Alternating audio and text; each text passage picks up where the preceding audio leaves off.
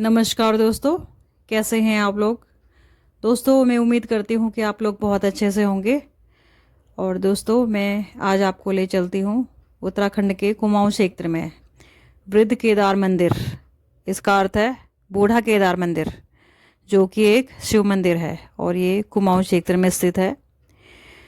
तो ये जो पौराणिक वृद्ध केदार शिव मंदिर जो है, एक बहुत ही प्राचीनतम तीर्थ स्थल है, जो कि रामगंगा और विनोद नदी के संगम पर बसा हुआ है।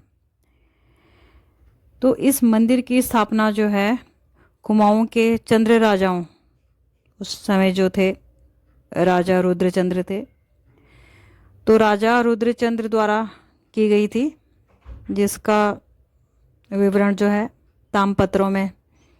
ताम्रपत्रों के जो लेख हैं उसमें मिलता है। राजा रुद्र एक राजा रुद्र का जो है युद्ध चल रहा था किसी दूसरे सेना से, दूसरे राजा से। तो राजा रुद्र जो है रुद्रचंद्र एक रात इसी जगह पर रुके थे, ठहरे थे।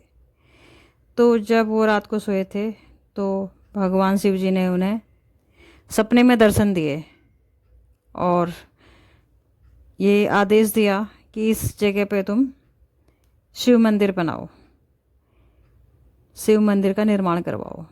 तो राजा ने ये आदेश अगले दिन बताया सबको और आदेश दे दिया कि जगह पे मंदिर की स्थापना की जाए। उस समय राजा का जो युद्ध चल रहा था, तो रुद्रचंद्र की जो सेना है वो हारने के कगार पे थी।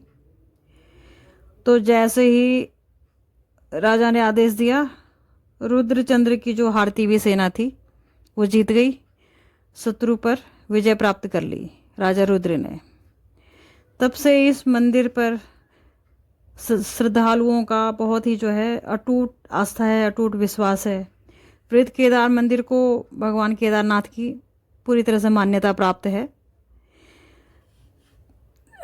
तब से क्या है कि जो यात्री बद्रीनाथ मंदिर के दर्शन के लिए जाते थे, इस स्थान पर प्रथम स्नान किया करते थे, तथा इसी स्थान से उनकी जो है धार्मिक यात्रा शुरू होती थी। जो यात्री हरिद्वार से बद्रीनाथ की यात्रा करते थे, वे लौटते समय इस स्थान पर अंतिम पड़ाव डालते थे, स्नान किया करते थे। ये भी कहा जाता है कि बद्रीनाथ की यात्रा यहाँ से प्रारंभ होकर अंतिम स्नान के लिए यहाँ पर आना जो है एक प्रकार से बहुत ही जरूरी माना जाता था, अनिवार्य माना जाता था, क्योंकि उस समय लोग पैदल यात्रा करते थे, पैदल मार्गों से जाते थे।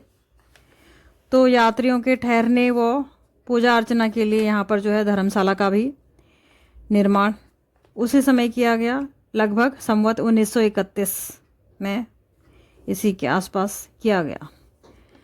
अनेक प्राचीन ग्रंथों में इस मंदिर का उल्लेख मिलता है।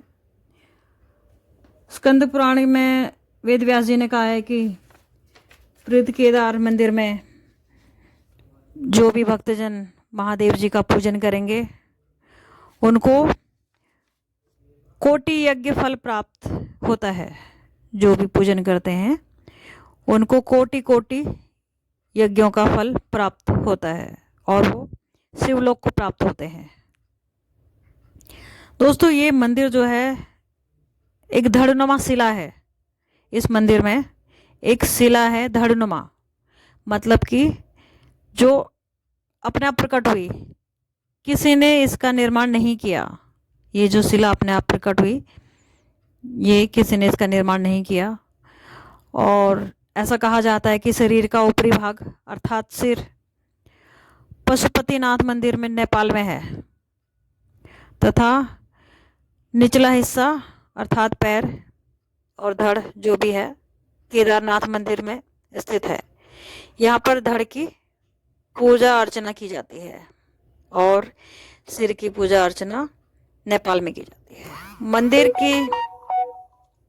मंदिर की स्थापना के बाद बाबा राजा रुद्रचंद्र ने शिव मंदिर के पूजा के लिए डुंगरियाल जाति के ब्राह्मणों को पुजारी नियुक्त किया तथा मंदिर की व्यवस्था की देखरेख के लिए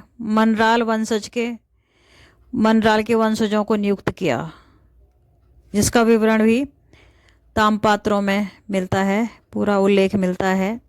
इसी ताम्रपत्रों के उल्लेखों के अनुसार अंग्रेज शासकों ने भी मंदिर कमेटी का गठन किया, जिसका निरीक्षण चयन जिलाधिकारी एवं सहायक आयुक्तों द्वारा समय समय पर किया जाता है। यह परंपरा आज भी जारी है।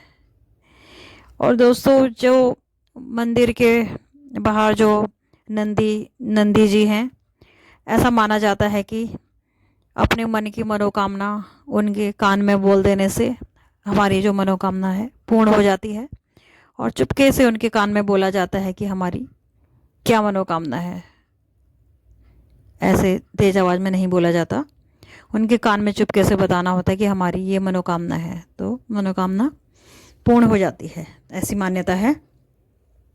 तो दोस्तों, एक और मान्यता है इस मंदिर की कि एक जो ग्वाले होते हैं उसकी गाय खो गई थी।